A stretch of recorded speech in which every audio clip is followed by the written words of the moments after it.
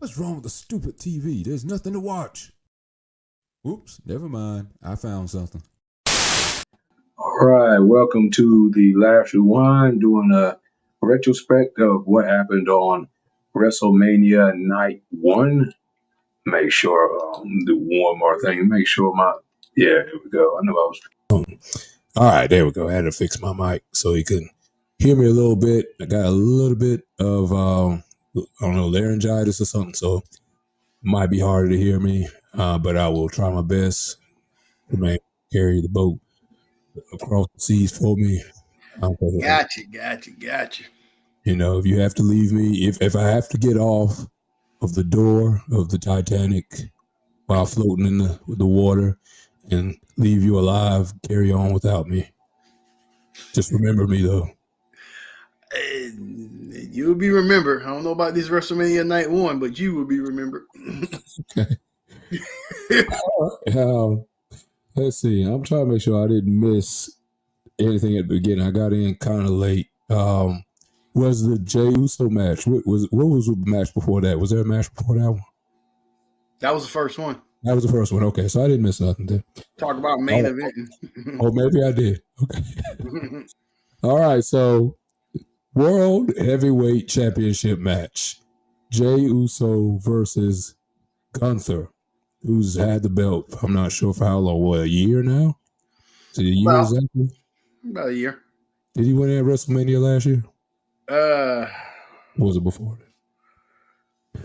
I don't know. I want to say at WrestleMania last year. I could be wrong on that one. Typically, those titles don't exchange on no other pay-per-view or definitely not on a Raw or SmackDown. Let's see. He won it at SummerSlam. Okay. Beating Damian Priest. Yes. Now it when Damian Priest was just a placeholder. Yes. Yeah. Feels like it was longer than that. I thought he had it at least a year. But getting into that, I'll go to you first. On what you thought about the match. First, tell us, did you like it or did you hate the match? Click on the button. Tell us what you felt. So I'm gonna go with this one for that. So why don't you make like a tree and get out of here? Oh, so you hated the match? Yeah. Don't tell us why. Jay's intro was nice. Trying to laugh. It was. I felt like it won. I felt like it was rushed. I felt like they could have gave that match more time, more detail. I felt like it was incredibly rushed. The ending, I mean, regardless of how long Gunther has been the champ, he's been a good enough champ that demands quite a better ending to that match. I did think Jay was going to win the match, but not like this. Gunther tapped. Yeah. Come on, man. You're supposed to be making Gunther this machine, this unbeatable person. And yes, I know he can be beaten. Sami Zayn beat him from crying out loud at I want to say 2 WrestleManias ago or last WrestleMania, but Jay should have won the match with a pinfall, not a tap, because to me, when an opponent taps out, it makes him look weaker. Yeah. It's not as if he passed out from the pain, a la Stone Cold WrestleMania 13. No, he tapped, and that just made him look weak when you just have to when you have to tap. His own move. On top of that. Yeah. Yes. That's what I really hated. I mean, and up until the submission, Jay he had a couple splashes. They just could have ended it there with a splash or Uso kick, or there was no climax to the end of that match. And for Gunther for them to write it so Gunther taps out, it made it. I mean, I didn't feel it. Even before that, I wasn't feeling it though. But I knew Jay would win, so I didn't like the match. I believe as far as a rating, I give that match a 4. Dang. Okay. Well, let me tell you what I thought about the match myself. So why don't you make like a tree and get out of here? Yeah, I also hated the match for it, and here's why I don't understand. What, and you mentioned, you made a good point on the text you sent me. This is a World Heavyweight Championship match. When did the Heavyweight Championship match, have you ever heard going on first? Not being the main event, not being the match before the main event. What is the purpose of the Royal Rumble if you're not going to main event WrestleMania? I don't understand that part. And now I do, I guess, if this is what we got.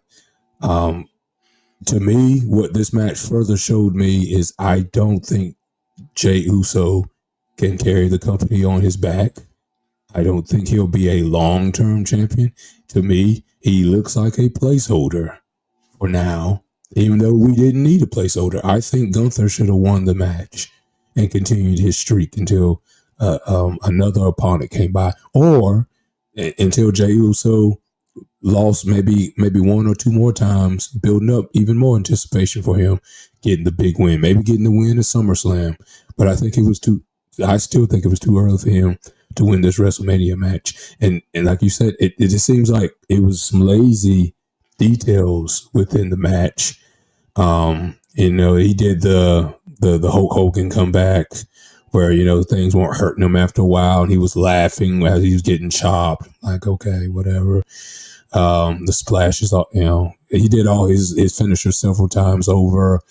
And to Gunther to lose to his own move. And it wasn't even a struggle either. It wasn't like it was, he held on for dear life. He reached the ropes and then he just couldn't take it no more. And then he tapped. It was like within a few seconds and the match was over with. Then it made Gunther look really weak to me.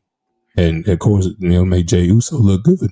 And another thing I noticed too, I think we mentioned in the text, was the crowd was very weak. And maybe it was the Vegas crowd all the way together because they kind of seemed weak on a lot of matches. But for the expectation as Jey Uso to be your next prime champion, which they were making it, sometimes I feel like they made it based off of crowd reactions. They thought, oh yeah, he's next based off his crowd reactions.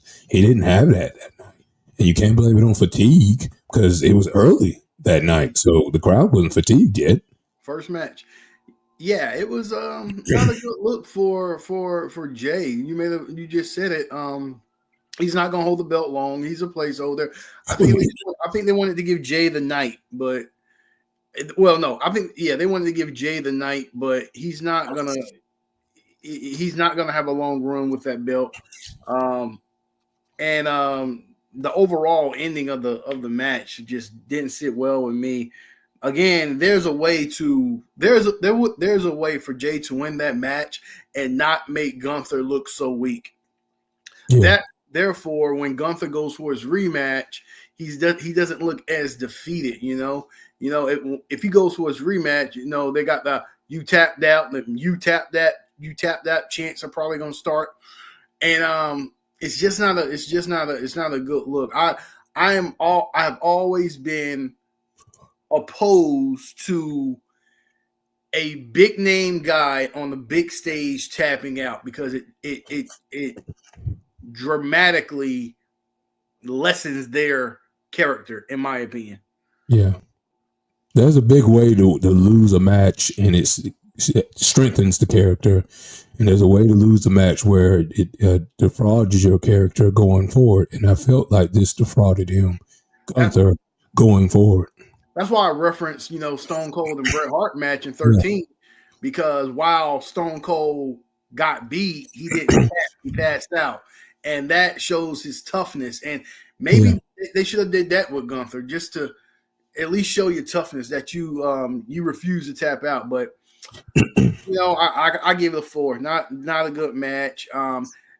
When I said it in one of the previous videos about not being interested in the upcoming card, the build up to the match wasn't as good. It kind of got a little bit better past couple weeks when Jason was talking about his mother, and you can see Gunther started looking like he was doubting himself a bit. So that kind of helped a bit. but didn't live up to it. So, I hope Jay. I'm happy for Jay because he does deserve it. I'm not going to shit on him for that. He does deserve it, but he's not. He's going to have very, very much kind of like Cody. He's that guy that's good to go after the championship. But now that you have the championship, what can you do? And I don't think he can do much. Given the magnitude of this match, I gave it a 4.5. Not even the average.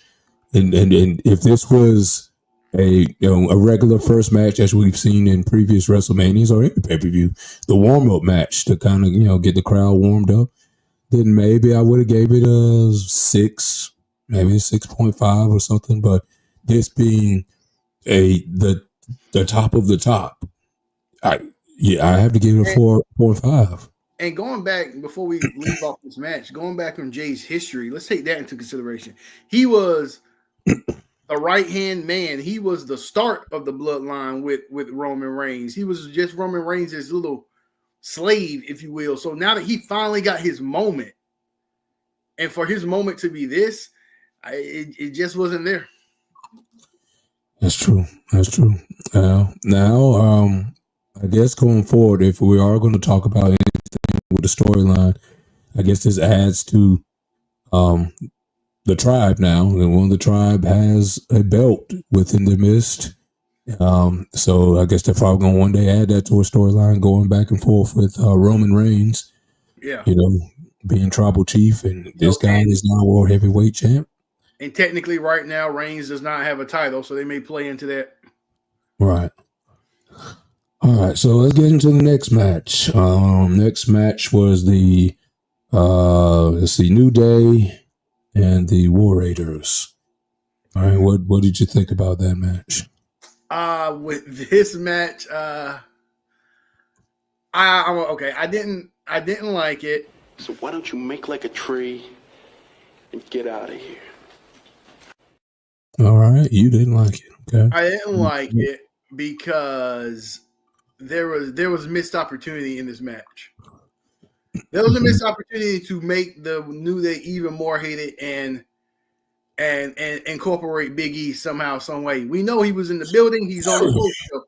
Yeah. So I feel as if there was a missed opportunity for Big E to interfere somehow, cost them the match, and then you got a bigger storyline. You got a bigger aha moment with the New Day at WrestleMania. I thought the New Day would lose the match because I thought that would be the case. I was hoping for some drama around it. I was like, okay, if Big E just comes out and do something to let them know that, I'm the one who was made the New Day and cost them the match, but they did nothing. That was it was a missed opportunity in my opinion. Maybe they'll revisit it and touch on it Monday at on Raw, but this was the day to do so. I mean, I get it. Big E is not cleared to wrestle, but as well as I know in the WWE, there is something he could have done to impact this match, to make it more entertaining. Another thing is I didn't like the ending. Did not like the ending. Kofi Kingston holds his ankle and damn, I'm forgetting his name. The War Raider guy? Other Xavier? New Day guy. Kofi Kingston. Kofi Kingston and what's the other one? Xavier Woods. Good Lord, I went blank.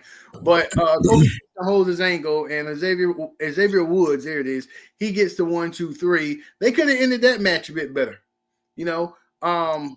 Okay. At that point, we knew New Day is going to win the match. Give us something.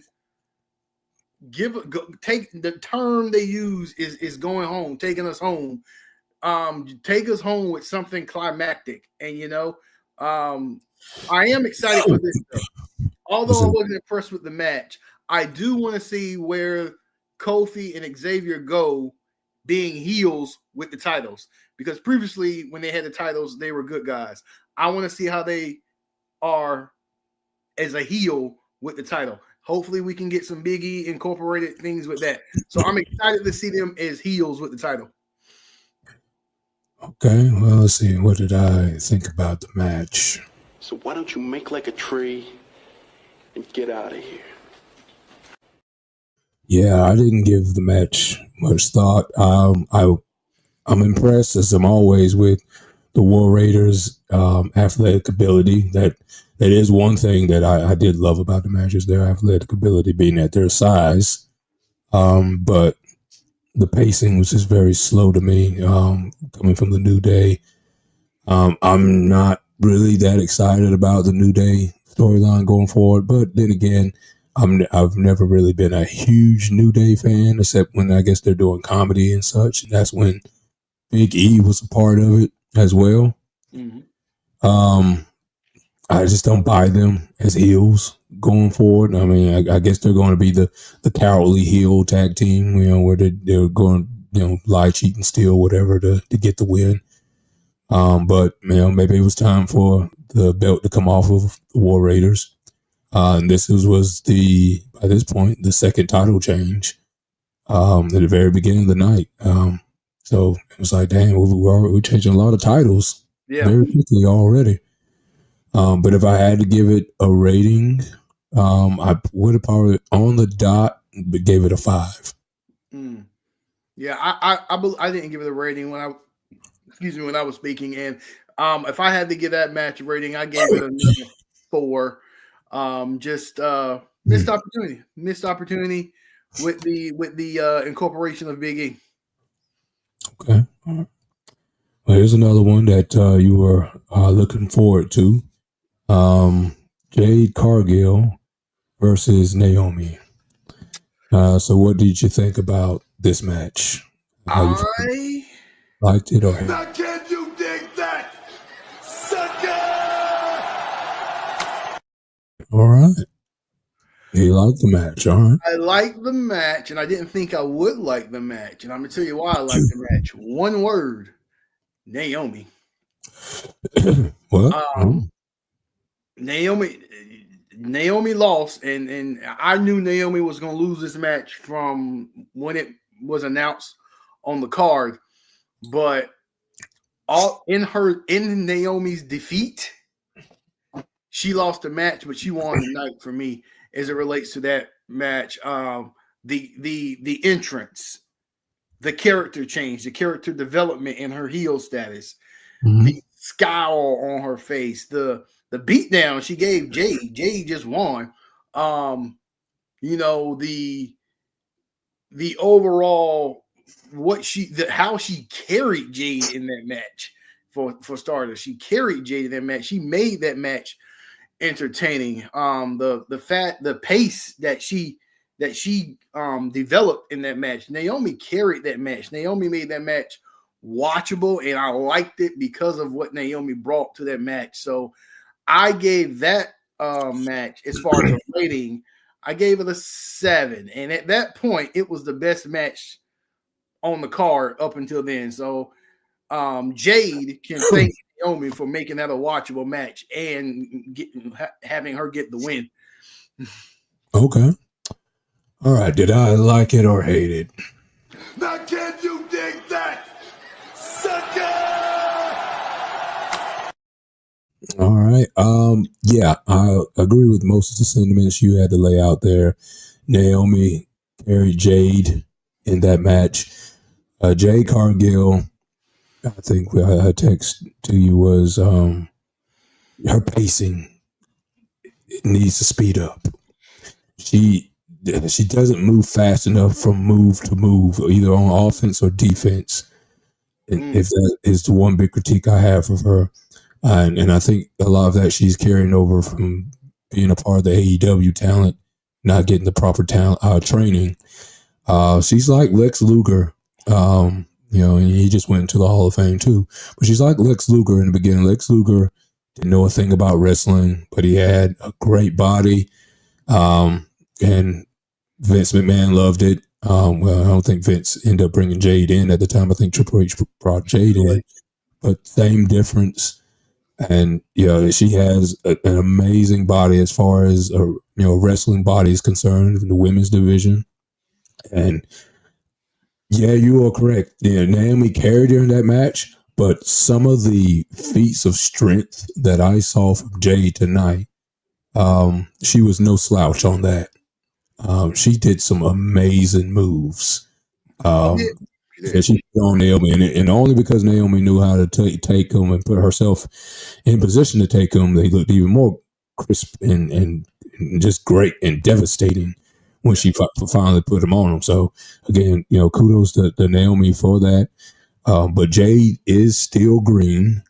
I don't think she's quite ready for a women's belt yet, title run yet, until she can kind of get that pacing fixed. But overall, I gave the rating of the match the same that you gave it. I gave it a 7. All right. Yeah, it was at that point up until the end of this match. And again, I think there's more to it. I do believe they're not done. I believe Jade and Naomi, they continue that match. But overall, very good match. Okay. All right. So the next match, LA Knight US belt versus Jacob Fatu. What did you think about this match? Now can you dig that, sucker? Oh, that's a surprise. I think you on a previous show didn't think much of this match, right? I didn't. I can always admit when I'm wrong, and I was wrong as it relates to this match. And I said I didn't think much of it because LA Knight is not where he was a year ago. And he's still not. But Jacob Fatu, the athleticism is through. Yeah.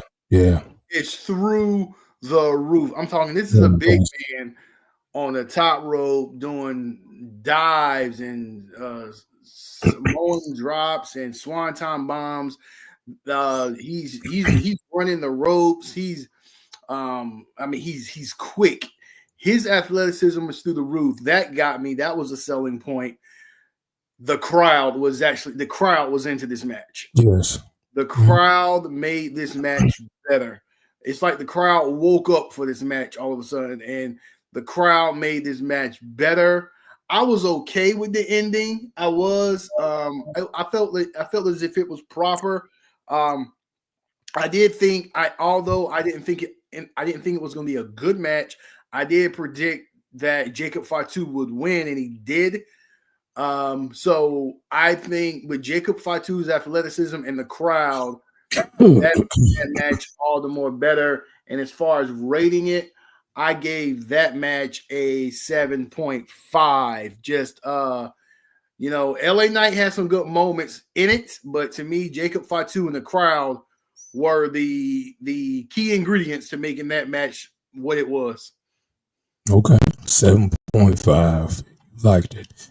All right, what did I think about the match? Now can you dig that, sucker? Okay, I like the match for a lot of the reasons you named, and I can just give just 2 reasons: Jacob and Fatu. Jacob Fatu is a specimen. He is an animal. I hope they book him correctly. I hope they. We always talk about how they do the heels in WWE, and there's not a lot of heels that I think, monster heels, put it that way, that I think WWE does correctly. I hope he's not one of these people like Braun Strowman, where you would think he would be dominating left and right, and now he's like an afterthought now. Matter of fact, I even forgot he's not even on a card, right? WrestleMania. He's not on the card. Like, how could this giant of a behemoth of a man not have a match? Big Show, his struggles. He never had a long run as a champion. Almost. Yeah. Yeah, more losses than anything, it seems like. And losing to just anybody, losing to like Mayweather, having him break his nose, making him look weak. Usually they start off the monster heel, start off great, and then after a while they just made to look weak. Mhm. And I'm just talking about a majority of not everybody, but I hope they book him correctly. But something kind of tells me that at some point they're probably going to. The crowd is going to get to his side, and they're going to make him a face. I feel one day if they, maybe I don't know. And one thing, also too, another title change, and another Samoan with a belt. So they're really running the gauntlet with this. With the Samoans, they're going to get all the belts, and let's Roman. He got to step up. You can't just be the OTC. You got to get a belt, man. Yeah, it was a good night for them. I also think Solo. I'm sorry, Jacob has to break away from Solo. It's inevitable. It has to happen. Whether or not he breaks away, whether or not Jacob breaks away is the heel or the face, he just needs to break away because I think Jacob will be better on his own. He's decent on the mic. He can hold his own. He can cut a decent promo, but his ability in the ring sets him apart from a lot of. He's kind of very reminiscent of Braun Breaker to a degree, with his speed, but he's just bigger. Yeah, and very impressive. I want to see what Jacob Fatu can do aside from Solo. I mean, if you want to count what Solo is doing, it's part of the bloodline still, if you can. But I want to see what he can do aside from Solo, and I think we're going to get that. I think now we're going to get the, Solo being jealous of him being the champion, so we may get their rivalry. Okay. Let's see. What's the next match we had? Chad Gable, basically.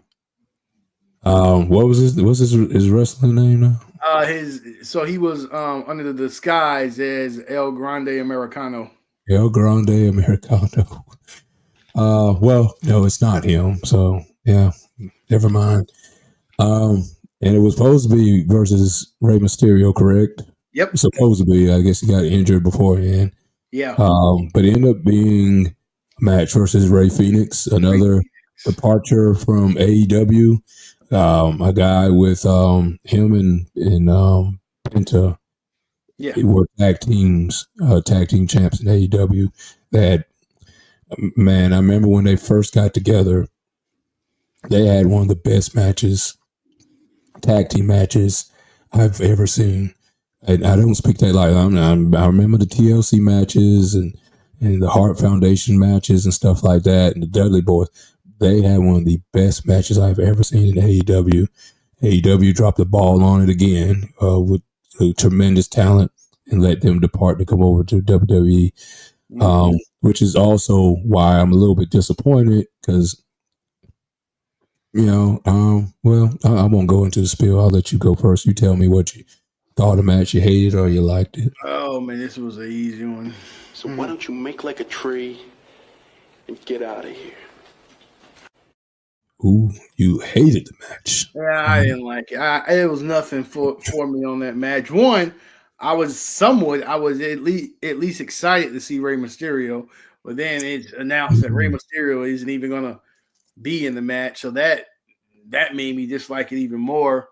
I mean, if there's the comedy aspect in the match of clearly that is Chad Gable, so the commentary made it somewhat tolerable, with the whole it's not Chad Gable, it is Chad Gable. So there was the comedy aspect in the match, but I didn't like it. I didn't think it was a WrestleMania. That wasn't a WrestleMania match. Even if Rey Mysterio was in it, it still wasn't a WrestleMania match. There's so many. You could have put the Street Profits in that slot right there. Street Profits are the tag champs. You could put them in that slot right there and had a better match. I didn't like it at all. I overall gave it I gave it a 3. Yeah, Damn. I have nothing about that match is gonna lead to anything because we clearly know it's Chad Gable. Again, I just think I think they were going for the comedy aspect in that match. That's it. Okay. Well, what did I think about the match? So why don't you make like a tree and get out of here? All right. Didn't correct me if I'm wrong. Didn't Kurt Angle do this same angle, no pun intended, where he pretended to be a luchador or something like that one time?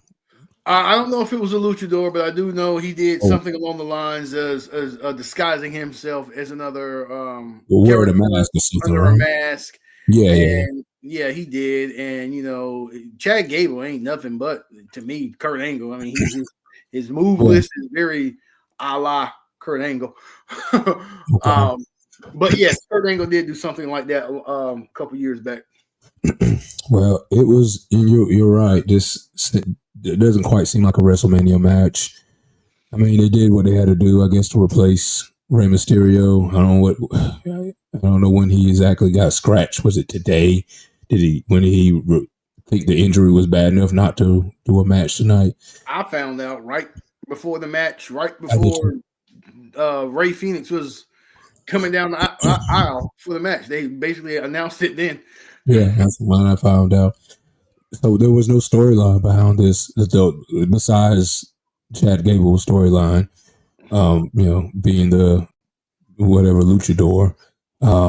That was it. That's all we got. So it was hard to be really invested in this. So Right. without a storyline or something to hate on or something to cheer for, you had to give up straight great wrestling. And for these two, I want to say high flyers. Ray Phoenix is supposed to be a high flyer. He's supposed to be the Circus Soleil, whatever you want to call him. He didn't bring it to me this match like I thought he was going to do. I had high expectations for him. And I thought Chad was going to be able to do a little bit more with his background and carry this match to at least, I was going to say a 7, but I didn't get a 7 out of this. I think at the most, I rated it a 5. It was just average to me. It was average. It was a should have had this match on SmackDown. I mean, it was nothing. There was no bells and whistles on this match. And Chad Gable is a very good wrestler. And even with him, and Chad Gable put on a solid wrestling match, but there was no aura, there was no pomp and circumstance as it relates to the match. Very true, very true. All right, so next after that we had, I think was it Charlotte Flair, Tiffany Stratton. What did you think of this match? And I don't think the build up. Sorry, I have to cough. Matter of fact, I take a break. You go ahead and tell me what you thought about the match. I do a coughing break. So as it relates to Tiffany Stratton and Charlotte Flair, Now can you dig that, sucker? I did like the match. I thought the match was. I was saying I did like the match. I thought the match was very entertaining. They went back and forth. There were the build up, and there was build ups and downs in the match. You know, it was to the point where you had Charlotte, who looked like she was going to win. At points, Tiffany looked like she was going to win, although Tiffany did win. They both hit their finishers. I believe Charlotte's knee became a focal point in the match. Yeah, it did. Charlotte's knee became a focal point in the match, and there was this element of reality as opposed to kayfabe in the match. Is her knee okay? Was her knee okay? And at that point, you can see Tiffany Stratton focusing on her knee to hurt her even more. The build up to the match it got better over time. You know, in my opinion, it got better over time. There was that one promo that Tiffany and Charlotte cut. You know, the one that Tiffany said, you know, talked about her recent divorce. So their rivalry got very personal, and I believe with the as personal as their rivalry got, it made the match a bit better. The proper ending, you know, Tiffany did her prettiest moonsault, and she hit the moonsault, and at that point, you know, Tiffany got the 1, 2, 3. So I did like the match. I gave that match another 7. Another 7. You know, they both did their thing, and you know, I do believe Tiffany Stratton, she may be around for a while. I think she solidified something tonight because I picked Charlotte Flair to win that match. I did. So I was impressed with how Tiffany Stratton came through in the end.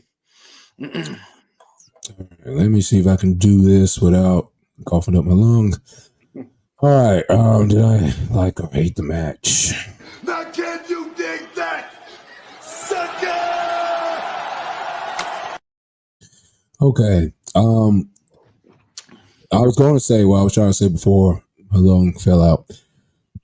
Was the build-up was very awkward to this match. I don't think I would have watched it until the awkward exchange between those two, and really it was more what Tiffany said. You know, you're going to be alone. I think she said, "What, you're 0-3, and you're going to lose again at WrestleMania." I'm kind of paraphrasing what she was saying.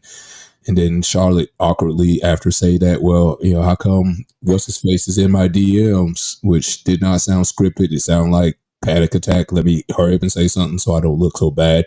Yeah, it was. So yeah, their promo, or at least that promo, did not look well put together. It did not have me excited for this match. Tiffany Stratton, she's a decent wrestler. I like what she brings to the table. She just the emotion that I get from her in her promos, I'm not feeling it. And actually, Charlotte Flair has, to me, taken a step back when it comes to her promos. Since she's made her come back, I don't know what's maybe affecting her in her life, or maybe because they kept trying to push her as a face, and the crowd said, "No, we don't want you as a face." But I will say, this match, it seems like Charlotte, like, okay, you want a heel, I'm gonna be a heel. I feel she could have done more to make herself feel like a heel, but she did do a lot of heelish moves, if you will, during the match. So I'm glad that they're finally, I think, abandoning ship with that, trying to make her a face. I think otherwise she probably would have won her 15th title tonight, if they didn't finally figure out, like, okay, I don't think they're ready to see her as a face yet. So we're going to hold off on her winning the belt tonight. And for the once, there wasn't a title change, or all the title changes we've had tonight. That's the one that finally retained was Tiffany Stratton. But I think they did put on a pretty good wrestling clinic between the two. Yeah. I do love, like you said, that Charlotte Flair incorporated the leg being hurt, but I think she also abandoned it after a while. I don't think she played into that weakness after a while, because, I mean, she kicked into the leg where she had the Stone Cold brace on, whatever, with glitter on it. But then she went to the top rope, you know, and she, you know, did a couple moves off of there. I'm like, oh, did you forget that your leg is supposed to be gimpy or whatever? So I think she should have played into that a little bit more, or Tiffany should have worked on the leg even more. I don't think she should have been able to use her figure 4 leg lock tonight as much because of the injury to her leg. But, you know, but other than that, I ended up giving the match the same number you gave it. I gave it a 7. Yeah. It was a solid match. Solid match, yeah. But before we get into the last one, what did you think of WrestleMania thus far before we get to the last match? Were you impressed, or did you like it or did you hate it? The overall show?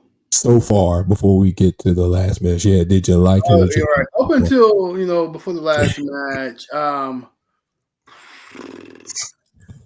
To me, night one was not impressive, man. There was impressive moments, but not impressive. You know, Jacob Fatu was impressive. Naomi was very impressive. But it's the overall, excluding the match we haven't talked about yet, didn't do it for me. Okay. All right. Well, let's get. My opinion on it. It was just mid. You know, good matches here. Seemed like more average to bad matches. So Yeah, it was just mid for me. It was a matter of. It was a matter of what the certain superstars did. I started just looking at certain superstars instead of the entire show. Like Naomi, I was pleased with her. Fatu, I was pleased with him. You know, I was happy that they did their thing as opposed to the overall match. All right, well, let's get to the main event without a belt involved. Now, I guess that's going to also be another trend where we're going called something the main event based on the anticipation of the match. Never would you go to a boxing pay-per-view or UFC pay-per-view, I think, without the title holder being the main event. Right. And that used to be the case for WrestleMania. But the other one, I guess the top pops up top of my head where they did that was the WrestleMania with the dude from the Giants, Lawrence Taylor, and Bam Bam Bigelow. Bam Bigelow. I think they finished. Did they finish the match at WrestleMania? I'm correct. I think they did. Yeah, Lawrence Taylor won. Yeah, but that was the main event, if I'm not mistaken, or the final match.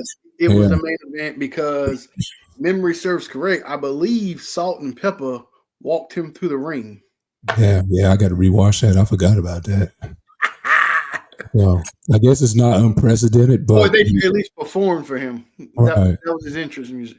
I think it was What a Man. That's about the time when that song came out. So, yeah. But how's that? I don't know how that's intimidating to the opponent to hear. What a Man when you got Bam Bam Bigelow with flaming tattoos on his skull. I think it was. I know Salt and Pepper was incorporated in his show. I don't know if they performed or just walked with him, but I want to say I remember What a Man. Oh, man, that's hilarious now thinking about it. Okay, so the final match we have is Roman Reigns versus Seth Rollins versus CM Punk, a triple threat, no DQ match. This match is, I'm not even sure what this match is for. For all the marbles, like there's not for a belt. They're not going for the olive oil. It's not. I don't. Yeah. Well, according to Seth Rollins, it's for the future of WWE to be set. But I'm gonna get into that. Yeah. So first, let's get to the entrances. Whose interest did you like the most? CM Punk, hands down. Roman Reigns was just normal. It was nothing was true. His was the same old. But CM Punk's hands down. I like the narration he did going back and forth between the kill switch days, and then he has In Living Color live to perform him to the ring. I liked his entrance. It was very appropriate. I liked it very much. Yeah. Talking about the boyhood dream, where he started, where he's at now. He's finally main eventing. And then, of course, bringing the band out, Living Color, to sing live The Cult of Personality. Nice to see that they're getting their money and getting paid from that.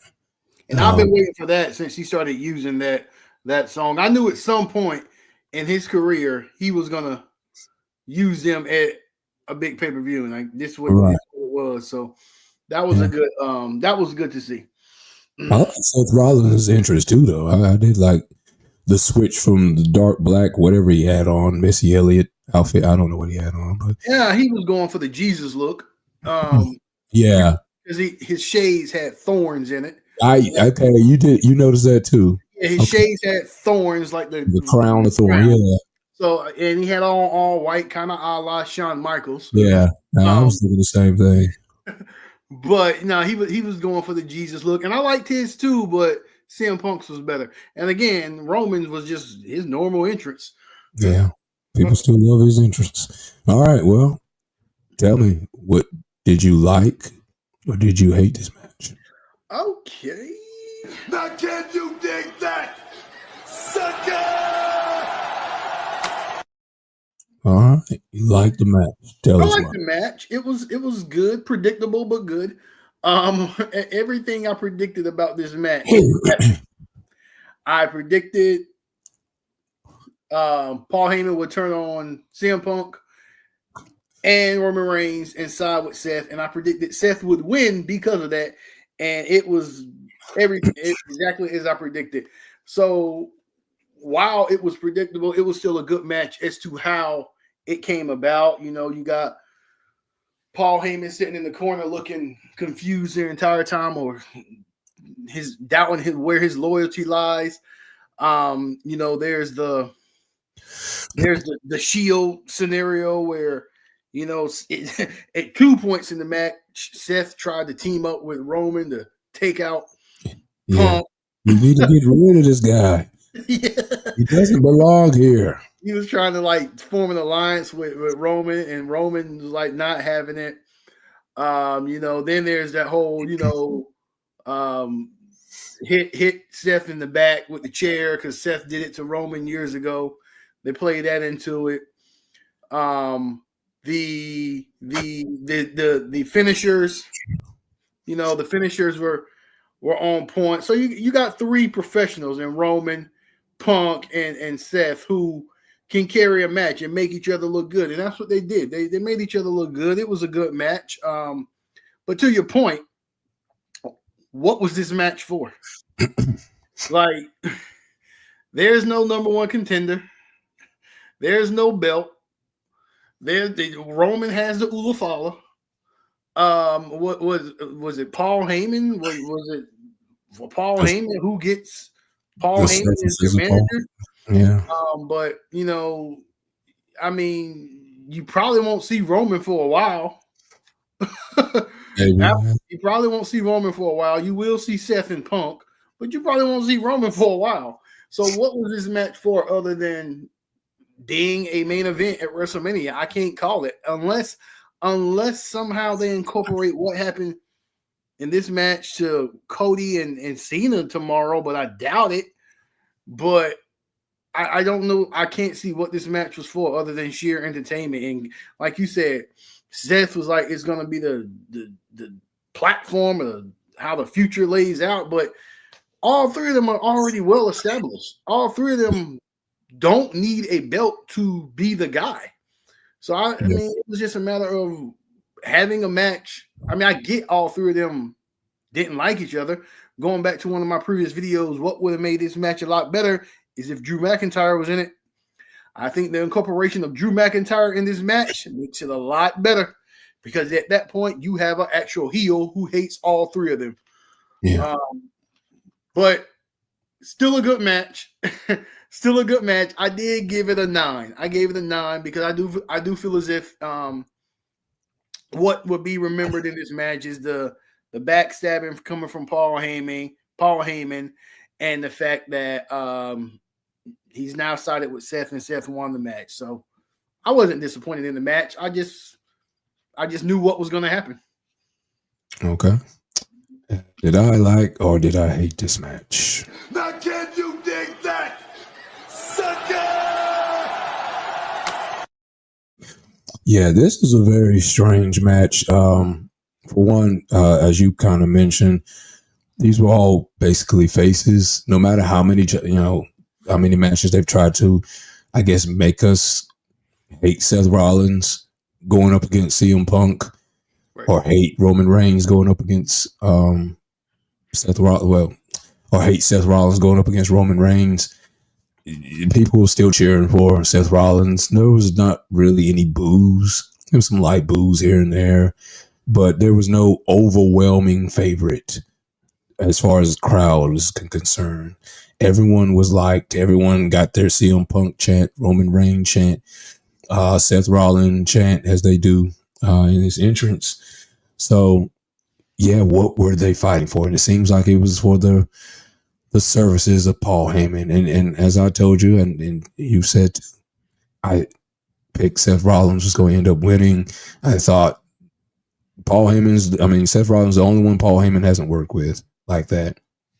So it's got to be him. What would it look like if he goes with CM Punk and he's a face now, and Roman Reigns and he's a face now?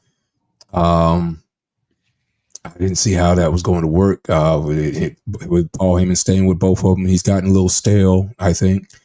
I think it was just time for him to move on to someone else. Although the reason why he was with Roman Reigns, I felt, was because he needed a mouthpiece. Roman Reigns wasn't great on the mic quite yet, but he has grown over the past few years. Seth Rollins doesn't need a mouthpiece. Seth Rollins can talk on his own. He doesn't need that mouthpiece. And definitely CM Punk didn't need it, but yeah, I don't know. I did like the dynamic, which was still predictable, but I did like the dynamic when Paul Heyman was stuck on the outside and he went and grabbed the chair, and you could hear the crowd say, "Oh, okay, here it goes. Here's the betrayal is about to happen. But who's he going to betray, or how is he going to betray?" I said, watch, he's going to end up putting the chair in the middle. Maybe they're going to have to fight over it, whatever. But he ended up throwing it to CM Punk. And CM Punk was like, thank you, Paul. And I said, yeah, he's getting ready to nut check him. I know he is. Just look where he's standing at. He's getting ready to do the old thing up here. And I said the same thing. His positioning, even when he was next to Roman, his positioning, I was like, he's gonna. And again, predictable. I'm like, he's gonna. Once he low blow Punk, I was like, all right, Roman's gonna get one. Yeah. And then I'm like, this is how Seth is gonna win the match. And again, not a bad match. Do we give it classic status? No, I don't give it classic status because of the sheer fact of what were they fighting for? No belt, no number one contender. We've had classics at WrestleMania. We've had like when you're fighting for the Undertaker streak or a title. Yeah. They were just, if Paul Heyman was the pot at the end of the rainbow, that's what they were fighting for. I guess so, but I don't give it a classic status. It's definitely not. It's gonna one of those that goes in the vault. You'll talk about it, but there are so many matches that was better than this as it relates to a WrestleMania. But it definitely was the best match on the card. We can agree to that. But it wasn't. I mean, it was good, but if they were fighting for something, it would have made it a lot more meaningful. Well, let me ask you this: if Paul Heyman was not involved in this match at all, would this match have been better? No. If they were just fighting just because they hate each other, just triple. Paul Heyman added the drama element, although again, albeit predictable, he still added the drama. And if Paul Heyman's not involved in this match, it's probably not even main event. To tell you the truth, if Paul Heyman's not involved in this match, it's not as good. It's not as box office, if you will. So, I mean, thankfully, Paul Heyman did make the match, more entertaining. But I mean, but aside from that, the ability in the ring, the moves, the set list, we know Roman's moves, we know Seth's, we know Punk's. So they all got their finishers, like you said, they all got their finishers. But they're all faces, like you said. Each one of them got their appropriate amount of cheers. I will live on this one. Drew McIntyre being in this match and it being a 4-way match makes it better. And tomorrow night, when we see Drew McIntyre beat the living crap out of Damian Priest, it's only going to make me wonder why Drew McIntyre was not in this match tonight. because I feel as if what they're doing to Drew McIntyre with Damian Priest tomorrow night is a waste for McIntyre. Yeah, here.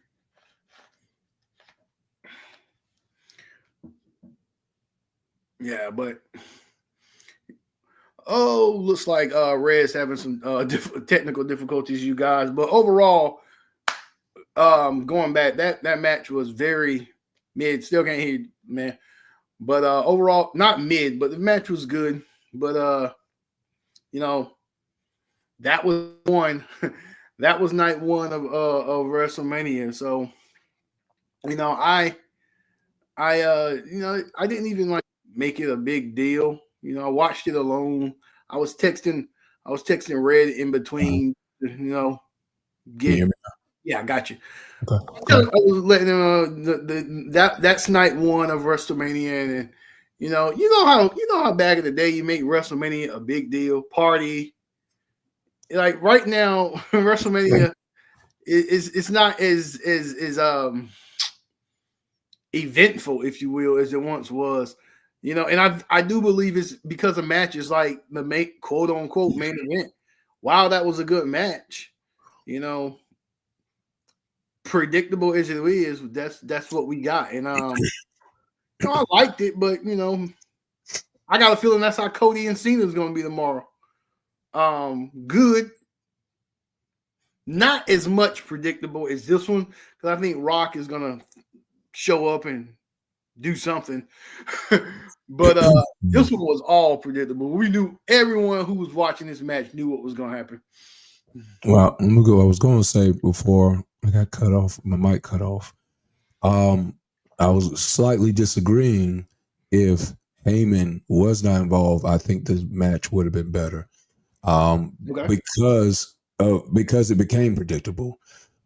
I don't think we would have known who would have won this match. It's, kind of like the other few matches we've seen. The other triple threat match has been involved with them. The match with CM Punk and Seth Rollins in the Hell in a Cell cage match. I think that was on Raw. They had a few. They had that strap match too, I think. Right. Oh, that was with McIntyre. My fault. McIntyre, right? Okay. But it was unpredictable because Heyman wasn't in there, and I think I could have gave it a bigger rating. Just basically off of just the hatred for each other that they had. It's what they would have been fighting for. I guess would have been bragging rights between the three, even though, like I said, they've all gotten wins over each other. So I figured the match would have been less predictable without Heyman. And because he was there, I knew Seth Rollins was going to win. I knew Heyman was going to betray both of them. And I ended up getting the match at 8. I think I could have given it higher if I didn't figure out what was going to end up happening. To me, that's what makes a great match or classic match is the unpredictability when you don't know who's possibly going to win. A la, Undertaker versus Shawn Michaels, their first match. You just really didn't know who was going to win. You might have a feeling, but you're like, man, Shawn Michaels might actually win this match. Who knows? It's going back and forth. They're putting all their moves in. They look devastated and weak at the end of the match. This could be anyone's win, but I didn't feel this way about this match, so that's why I gave it an 8. Yeah, I see where you're coming from with that, because if you watch wrestling in WWE or if you have watched wrestling and you follow it like you and I do, you knew Rollins was winning this match, and you knew how Rollins was winning this match. Yeah. It's not as if no matter what was done before Paul Heyman gave that chair to Punk or Roman, once Paul Heyman gave that first low blow to Punk, I said they're about to take it home. And strategically, Seth was not in between them two. Mm-hmm. He was on the other side of the ring. That. He was not in between Roman and Punk. So therefore, I knew that was the setup, and that's how it was going to happen. And you made a very good point. Like, where does Paul Heyman go from here? Because Seth Rollins has done a promo. He don't need Paul Heyman to talk for him. Now, keep in mind, keep in mind there was a favor that Paul Heyman owed Seth Rollins, so maybe it's just they're just going to leave it at this is the favor and we go on. But again, where does that leave Paul Heyman? Because now he's screwed over Punk and Roman, and maybe Seth is going to be like, I don't need you no more because I can cut a promo, and he's just out flapping in the wind. So maybe we'll get that question answered on Monday night. Well, here's I think an even more important question on top of that. Where does that leave CM Punk?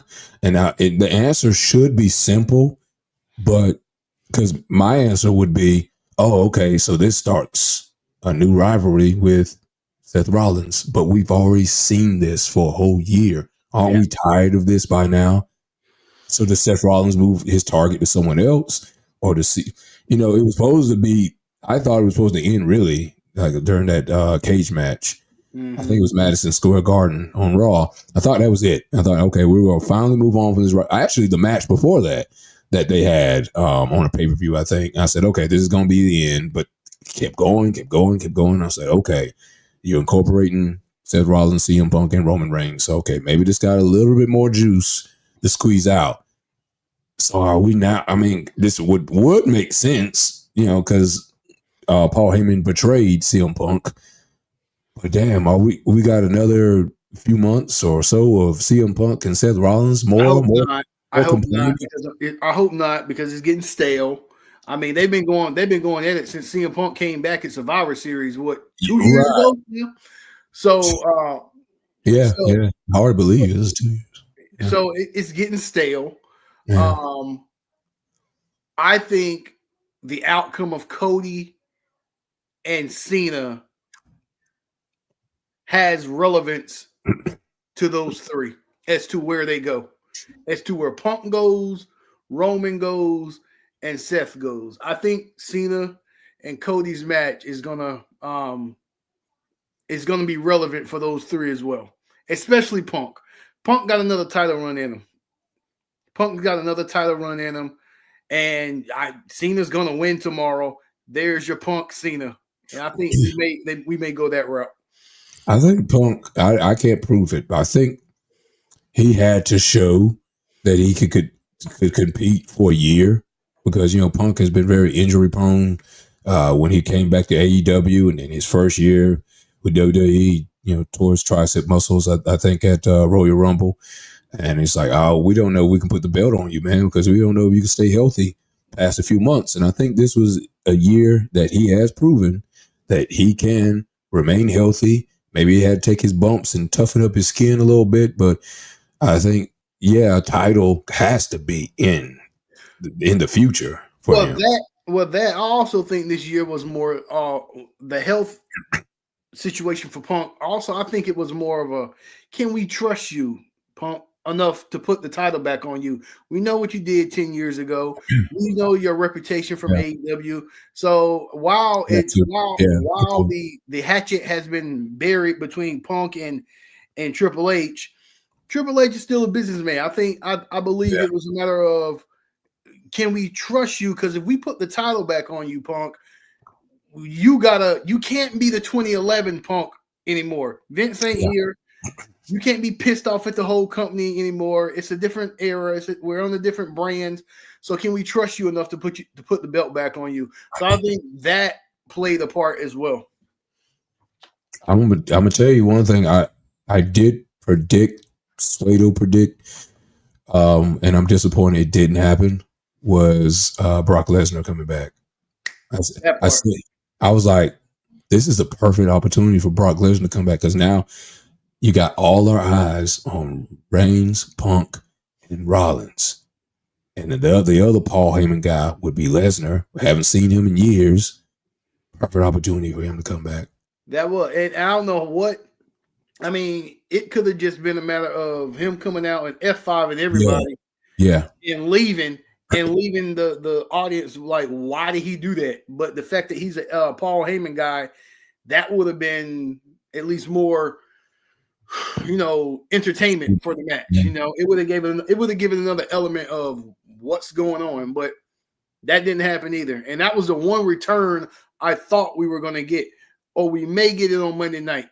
typically after WrestleMania, there's an unexpected return on Monday night, and I'm thinking it may be Brock, Seth and Paul Heyman cutting a promo, and you get Brock, maybe. We'll see. And another news besides this, we saw that there's going to be a 2-night SummerSlam with the voice of Cardi B for 2 nights. 2 nights. Yeah. How's that going? What we do know is the same stars we got these 2 nights. Punk, Roman, Rollins, Cena, Cody. They're gonna have to incorporate them in SummerSlam as well. If they're bringing out a celebrity like Cardi B. Cardi B is a celebrity, and she's known, so they got to be some star appeal to get Cardi B out there. But yeah, we'll get 2 nights of Cardi B at SummerSlam. That must mean we get an album soon. It's been some years since she came out with an album. Yeah, hot girl summer right at SummerSlam. Yeah. All right. Well, overall, now that we got that match out the way, what did you give the whole night 1 for WrestleMania? That match saved night 1, and it barely saved night 1 because of the predictability in that match. But including that match, yes, the show was better. What would you rate? If I got to give it an overall rating, because of that match, I give it a 7. I give the overall show a 7.5. That match resurrected the whole night 1, made it better. So I give it 7.5. Oh, I'm not too far from where you gave it. I gave it a 7. Basically, that match saved the night, and it deserved to be the main event. Still find it strange that the big belts are at the beginning of the show. The tag team and the heavyweight championship belt. I find that strange. And they're going to have to stop doing this with Royal Rumble, saying, oh, he's going to main event WrestleMania. We got to stop doing that. If it no longer, it's losing its appeal. If that's right. It really all it is a glorified Money in the Bank. You're just going to get a title shot. That's it. And Charlotte, she won the female Royal Rumble. She ain't main event. That's true. But she did she was the main event before the main. Well, unless you mean night 2 main event. All right. Well, neither one of the Royal Rumble winners were involved in the last match, which is the main event. Is what I'm getting. Definitely. And to your point, they got to stop saying, "Oh, you're going to main event Royal Rumble if you're going to main event WrestleMania if you win the Royal Rumble," because depending on the talent and the act and the storyline, no, you're not. No, you're not. Main event Jey Uso. His name is main event Jey Uso, and he didn't even main event it, and he won the Royal Rumble. And he does not seem like a main event Jey Uso going forward. He just seems like Jey Uso that they're giving the belt. He seems like a more popular Damian Priest. Right on the nose. He's a more popular Damian Priest. He has a catchphrase. He has some merchandise. He has a catchy entrance. But right now, that's what he is. He's a placeholder. He's going to hold that belt for Gunther. I think Gunther's going to win it back. I think Gunther's going to beat him at whatever pay-per-view is upcoming. Or maybe not even Gunther, but I don't think Jey is the guy to hold that belt. Maybe SummerSlam, he might get it back, or maybe a new opponent. Because I'm about to say, well, he could. Maybe that's where Seth Rollins goes next. Possibly, they'll let him keep the belt until SummerSlam because of, and I'm gonna say I think the Cardi B infusion is gonna play a part. Hip hop. Oh boy, not a remix. That's gonna play a part. Not a remix of the Yeet song. No, please don't do that. We don't need that. Oh, but like I said, overall, the last match saved it, and now we got night 2. Yeah, looking forward to night 2. What we got on the card for night 2? You got Let me see. Let's look up what we got on the card. We got Cody. We got Cody and Cena. We got Braun Breaker, Dominic Mysterio, Finn Balor, and I forget the other guy. Luchador. We got Logan Paul, AJ Styles. We got Rhea Ripley, Io Sky, and Bianca Belair. I'm looking on if there's any other. Did you say Damian Priest and Drew McIntyre? Damian Priest and McIntyre in the street fight. Did you say Liv Morgan, Rachel Rodriguez, Bailey, and no? Liv Morgan, Raquel Rodriguez, Bailey, and I think it's I forget that chick's name. But I think that's about it. That's about it. All right. Well, we'll be back here tomorrow night, talking about did we hate or like each match, and comparing which night was better, night 1 or night 2, on the Lash of Wine. So we're gonna wrap it up there. Appreciate y'all for joining us and dealing with my horrible voice right now. And having Tremaine had to carry the show for me. He had to beat Naomi for me, and I was Jade Cargill. My voice is not as strong as Jade Cargill is in the gym, so I apologize for that. But we're gonna head out, and we will see you guys on the next episode of the Lash Rewind Night 2. Peace. Peace.